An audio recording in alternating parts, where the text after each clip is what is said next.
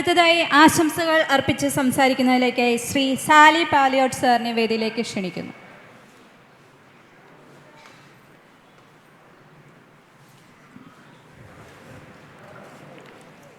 വേദിയിലും സദസ്സിലുമുള്ള വിശിഷ്ട വ്യക്തിത്വങ്ങൾ,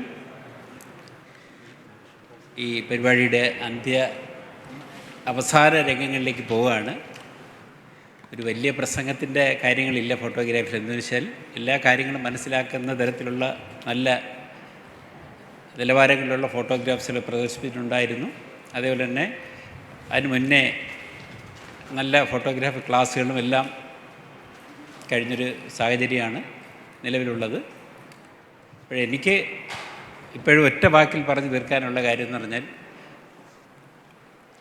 നമ്മുടെ ഈ ക്ലബ്ബ് ചെയ്യുന്നത് പോലെ ഇപ്പോൾ ജൂൺ 5-ന് അവർ ബൊട്ടാണിക്കൽ ഗാർഡനിൽ വന്നിരുന്നു. അവിടെ മരത്തൈകൾ വെച്ച് പിടിപ്പിച്ചു, പരിസ്ഥിതിയെ സംബന്ധിച്ചുള്ള ക്ലാസ് നടത്തി. അതേപോലെ എല്ലാ സ്കൂളുകളിലും ഈ ജൂൺ 5-ന് ഇങ്ങനെയുള്ള പരിപാടികൾ നടത്തണം. അതേപോലെ വേനൽക്കാലങ്ങളിൽ പക്ഷികൾക്ക് വെള്ളം കുടിക്കാനും ബാക്കിയുള്ള എല്ലാവരുടെ വീടുകളിലും ഒരു പാത്രം വെക്കുകയാണെങ്കിൽ അതിൽ പക്ഷികൾ വന്ന് വെള്ളം കുടിക്കുകയും ചെയ്യും. പക്ഷേ നമുക്ക് നല്ല ഫോട്ടോഗ്രാഫ് എടുക്കാനും കഴിയും. അത് എല്ലാ ആൾക്കാരും, കൊച്ചുകുട്ടികൾ, മുതിർന്നവരെല്ലാം അത് ചെയ്യുകയാണെങ്കിൽ ഏറ്റവും നല്ലൊരു കാര്യമാണ്. അതിൽ തന്നെ വനവും വന്യജീവികളും സംരക്ഷിക്കേണ്ട ബാധ്യത ഫോട്ടോഗ്രാഫർമാർ എന്ന നിലയിൽ നമുക്കുള്ളതാണ്. അതും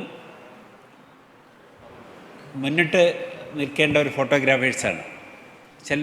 പച്ച ഉണ്ടെങ്കിൽ മാത്രമേ നമ്മുടെ ഈ നേച്ചർ ഫോട്ടോഗ്രാഫിയും ബാക്കിയുള്ളതും ഉള്ളൂ എന്നൊരു കാഴ്ചപ്പാട് നമുക്ക് എല്ലാവർക്കും ഉണ്ടാകണം. ഇവിടുത്തെ ഈ പരിപാടിയിൽ 3 വർഷമായി പങ്കെടുക്കുന്ന ഒരാളാണ്. ഇതിൻ്റെ ഉയർച്ചയിൽ വളരെയധികം സന്തോഷിക്കുന്ന ഒരാളാണ് ഞാൻ.